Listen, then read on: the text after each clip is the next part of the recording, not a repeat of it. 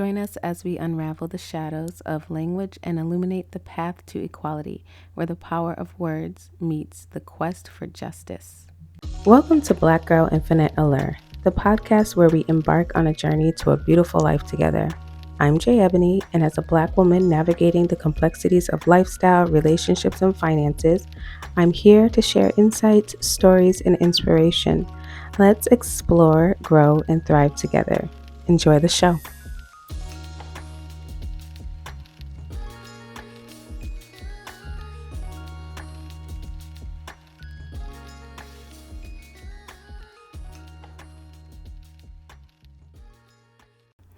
Hello and welcome back to Black Girl Infinite Allure podcast. I'm your host, Jay Ebony, and I'm so happy that you are joining me, and I thank and appreciate each and every one of you for tuning in. So, I hope everybody has had a great week. I've been so good and consistent with my journaling, so I'm happy about that. Just been manifesting and working on my gratitude journaling, and that has helped me see quick changes almost immediately. So I am definitely thankful for that. I got a new toothbrush. I don't know. I love it. It's pretty cool. It's the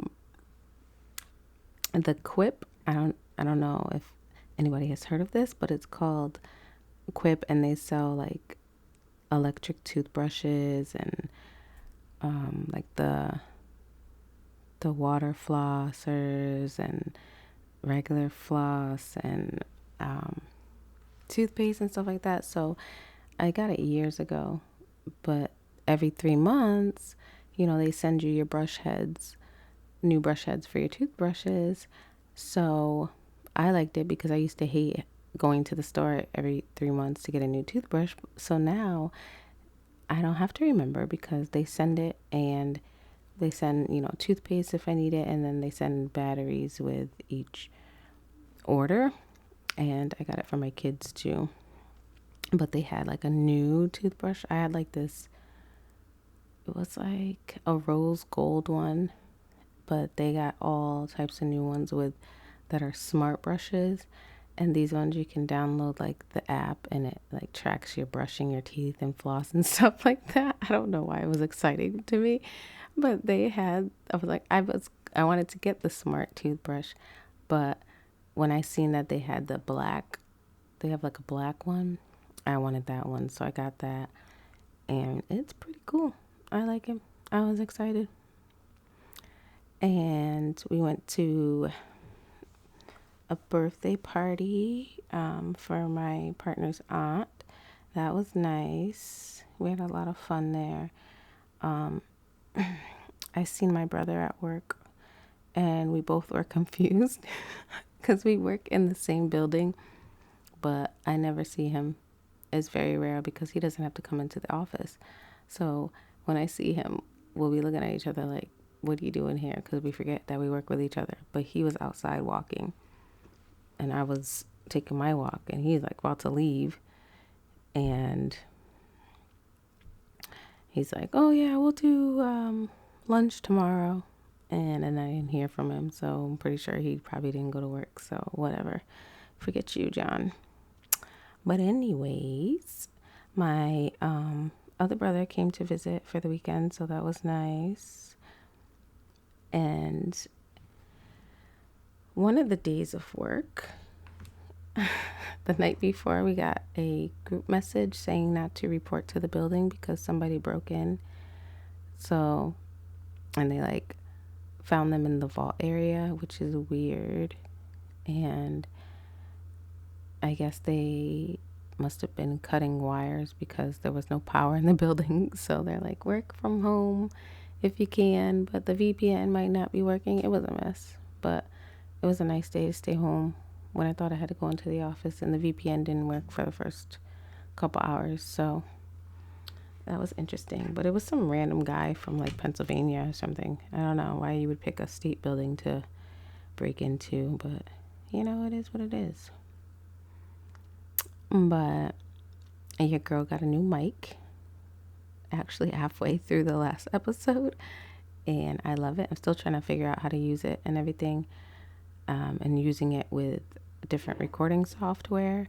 So life is easier, but I'm still learning at the same time. So far so good. I might do some ASMR. I don't know. I've been playing around with that. But other than that, I've just been dealing with terrible teens, which is worse than terrible twos. You can't see me now, but I'm blinking twice because I need help. Like, how do you deal with teen boys that are terrorizing you? I had to send my son to stay with my parents for a little bit in Connecticut.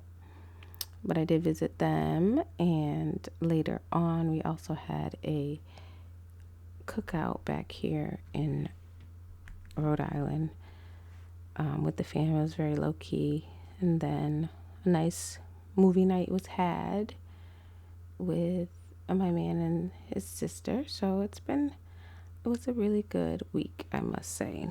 No complaints.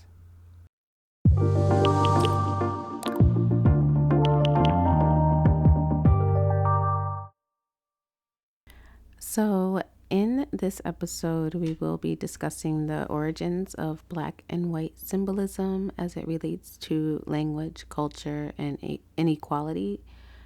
I randomly will start thinking about something if it makes me raise an eyebrow because I feel like my blackness is being attacked. It doesn't have to be by anything or anyone in particular, but when it comes to terms we use and things we say, I can't help but notice that some things offend me, plain and simple. And I want to know why. Like, where did this shit come from? Who started this and thought they were cool to include race with it? Because that's what it is. You ain't slick.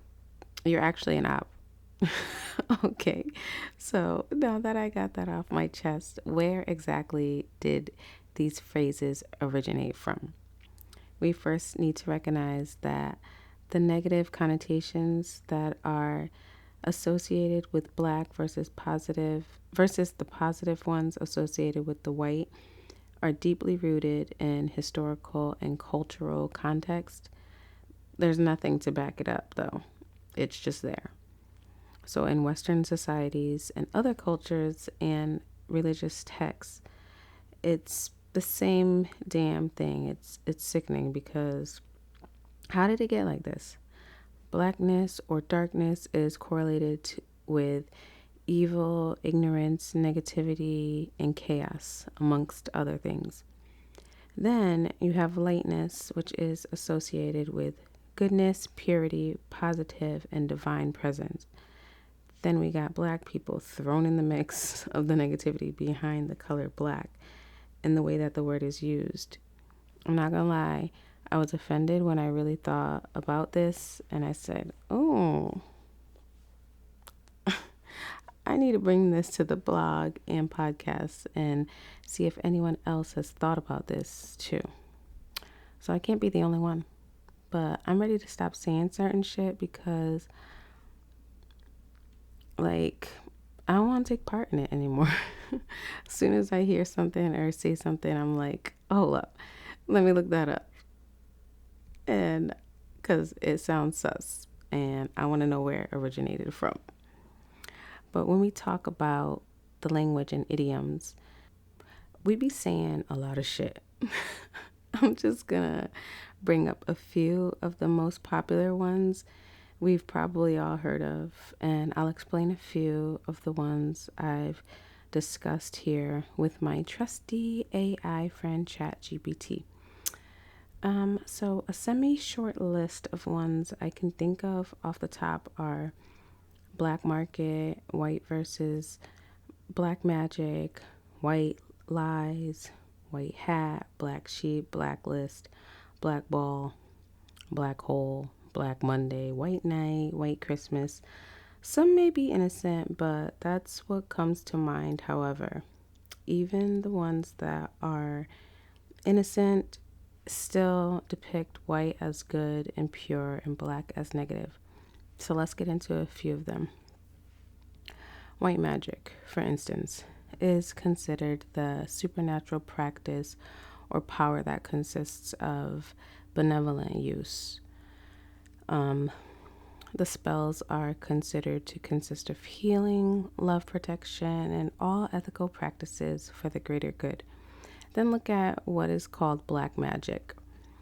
Now, that's when we get into malevolent activity, like spells and curses or hexes to harm someone. Think all the bad stuff that can cause pain, control, and manipulate others. It can cause death, misfortune, and much more. This is usually a result of revenge, power, or greed. So, all the unethical practices that violate natural laws. Cool, right? Not. We need to just call it magic, whether it's good, bad, positive, or negative. No need to attack a color to it, or I'm sorry, attach a color to it. That is also like portrayed when it comes to race. But I guess whoever did that was at least consistent. They said this shit is across the board for things, people, and language. Fuck you mean? I don't know, but it's giving intentional. So white lie. Don't play with me. You all have heard this. And for anyone that says they haven't, don't piss me off, okay? For example, you and your friend are getting ready to go to brunch at an upscale lounge on Roosevelt Island in NYC. You know the vibes. But your friend comes outside with a jean skirt, some Skechers, and a tube top. And she asks you if she looks good and if her fit is good for the environment. In order not to hurt her feelings or make her upset, you decide to tell a little white lie and tell her she looks great. Shoot, you might even take it a little bit further and gas her up. That's not innocent in my opinion. But a white lie is considered to be a trivial or harmless lie that is told. It's supposed to avoid hurting someone's feelings or prevent minor issues. But these little white lies are supposed to be socially acceptable as well. But I swear, I promise you, a lie is a lie is a lie. A white lie is going to piss me clean the fuck off every time because now we both look stupid.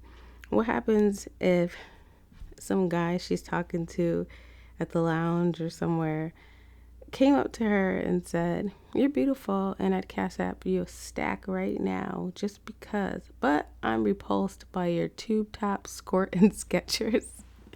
Then your friend's gonna look at you like, "You co-signed this shit," and then you look like $1,000,000 and you told your friend it was okay to literally go out looking like Dora the Explorer because you didn't want to hurt her feelings. Sorry.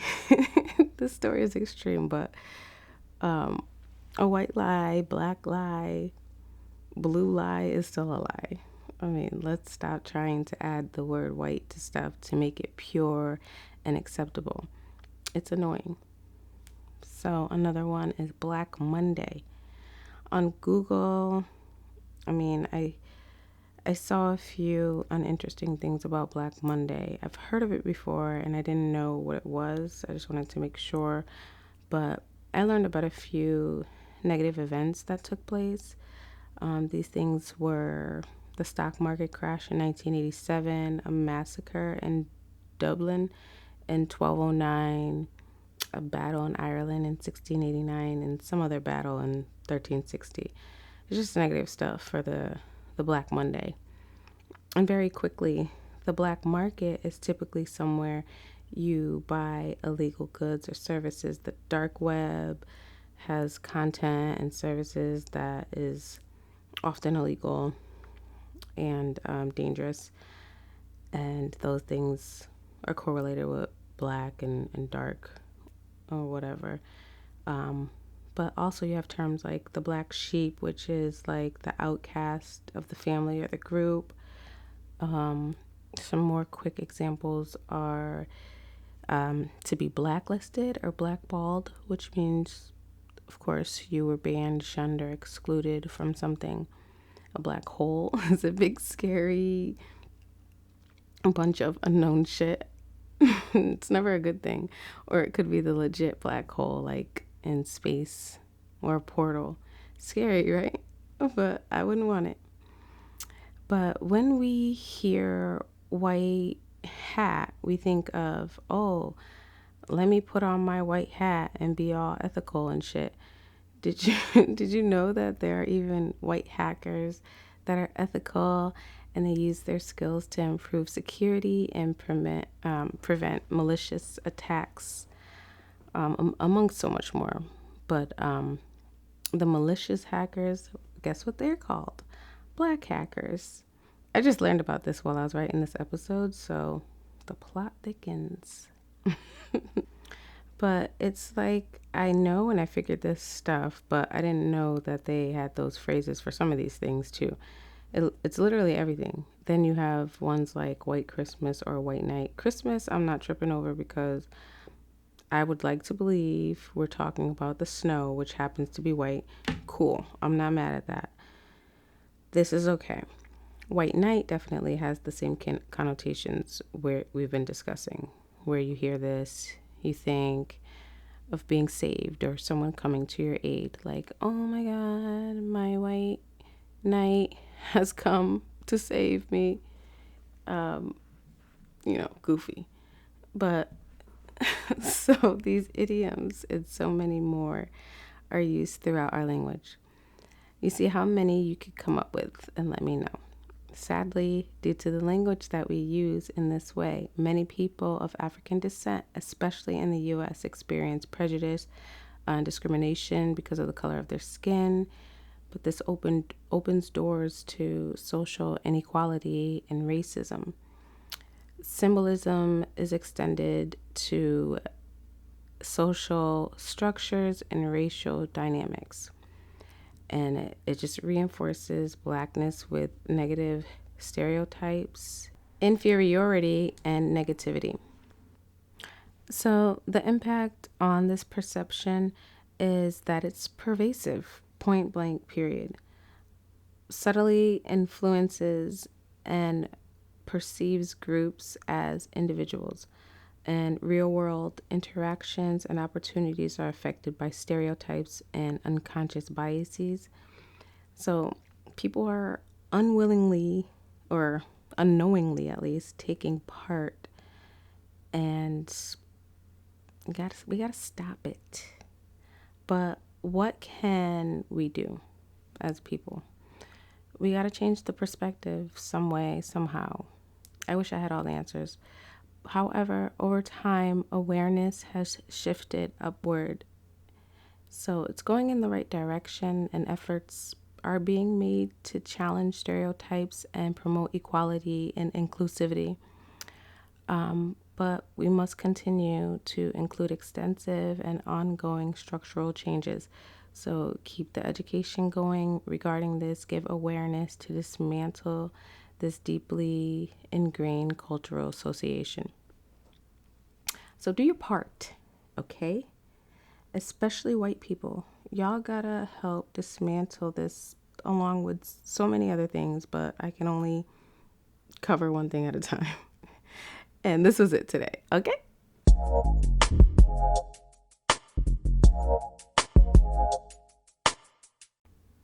Okay, so what you reading time. So I'm going to talk about a book that I recently read. It's called The Bluest Eye by Toni Morrison. I read it from July 23rd to August 1st, so 9 days. It was written in 1970 and takes place in the 1940s. This book. Well, I've been putting this book off for years because I was scared. I first learned of the book from a woman that used to do my hair, and recently it popped up again in a Reading for Black Girls Facebook group that I'm in. The trauma in this book, and shall I say black trauma, I heard about in this book was scary. Um, I don't want to cry when I'm reading. Like, that's not what I want to read for. But I had to try, and I decided this was the time to read it. But when I had just started the book, I was already traumatized. I did get lost in some of the extremely long and descriptive bouts, and I forgot what I was listening to. But some of that was just too much for me because I just wanted to get along with the dialogue. But some parts of the book was too much descriptiveness for me. It was more than I cared for. But I appreciate the parts where the author went into the background of some of the characters. Gave a lot of insight into who they were and why they were the way they were. It was definitely some disturbing parts for sure. Not stuff I like to read. Sometimes I didn't know what the fuck or who the fuck she was talking about, and I didn't like that. I like shit to be clear and not blended together. I need to be able to follow and not let it take a year for me to figure out what the fuck is going on. But I don't know what possessed this woman to write this book. I do not like some of the descriptions of the abuse described in this book. After I finished the book and listened to the author's note, though, I must say I understood a little more. I'm glad I read it to confirm my suspicions on these kind of books and that they are not for me. No shade to the author.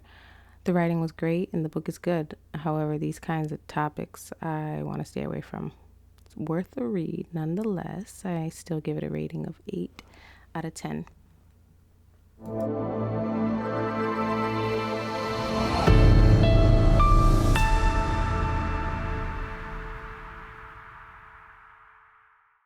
So what is going on? In the news and pop culture, well, Megan Thee Stallion performed at Kamala Harris's rally on July 30th, and Lord, I love Megan, but I don't know, this felt like too much. I don't know why these rallies are turning into concerts, but if y'all like it, I love it. All I know is if they're trying to take us back to slavery days, depending on who's elected and what they're trying to do with this Project 2025, I need to be on my way to Africa. Like, for real. I gotta work on this dual citizenship, y'all. Who wanna come? Let me know. But that's pretty much all that was in like the news that I kept seeing over and over. So that's all for this segment.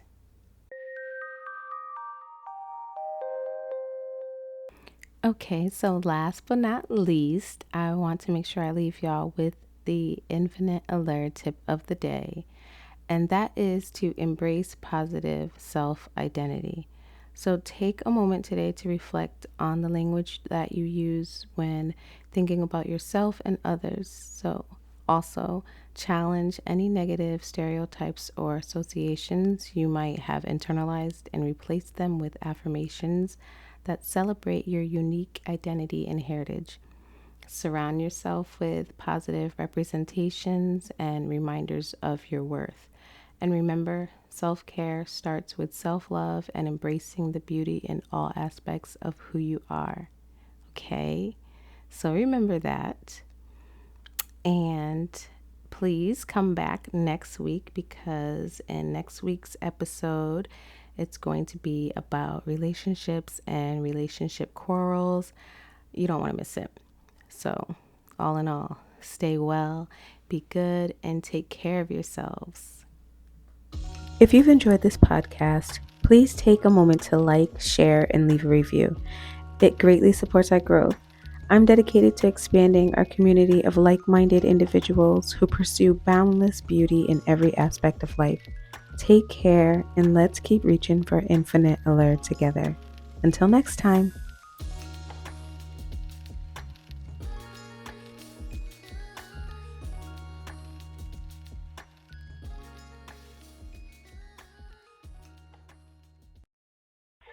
If you'd like to connect with me and join the Infinite Alert community, follow me on social media for updates, behind the scenes content, and more ways to explore boundless beauty in every facet of life. As of now, my social medias mainly consist of daily affirmations and updating you all with my blog and podcast information. You can check me out on my website, myinfiniteallure.com, or add me on Instagram and Facebook, both at Black Girl Infinite Allure Podcast, or follow me on TikTok at Black Girl Infinite Allure. For inquiries, collaborations, or to share your thoughts, email me at infiniteallurebyj@gmail.com. Thank you for listening and continuing to strive for all things infinite allure. And remember, I will also have this information in the description box.